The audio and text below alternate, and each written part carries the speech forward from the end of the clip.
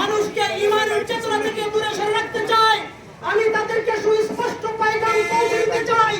তোমরা যে দেশের ভারতের যত বড় দালাল হয় না কেন, তোমরা ইসরায়েলের যে প্রোডাক্টে হও না কেন, এদেশের তাওহীদের জনতার ঈমান নিয়ে তোমরা যদি ইসলামী খেলতে চাও, তাহলে এই দেশে তোমাদের কোনো ঠাঁই হবে না।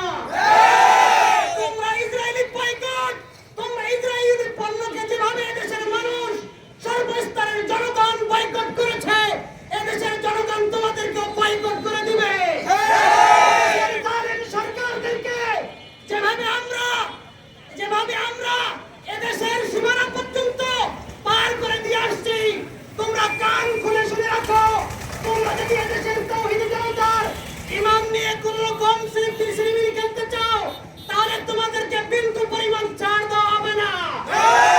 তোমরা এদেশের মানুষের ঈমান নিয়ে কোন অপতৎপরতা চালালে এদেশের মানুষ তোমাদেরকে 1 ইঞ্চিও ছাড় দেবে না।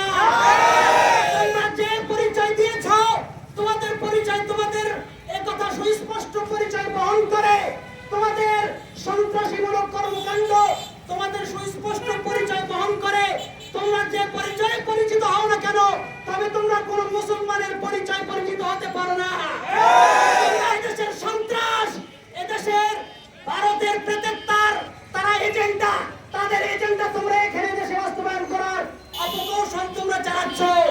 সুতরাং তোমাদের এই অপকৌশল কোনভাবে এদেশের মানুষ তাওহীদি জনতা কোনভাবেই মেনে নিবে না।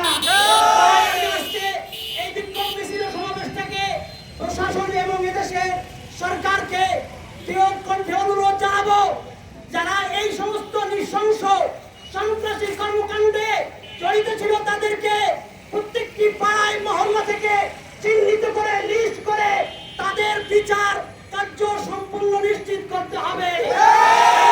বিচার কার্য নিশ্চিত করার জন্য দৃঢ় কণ্ঠে আজকের ফুলবাড়ি এলাকাবাসীর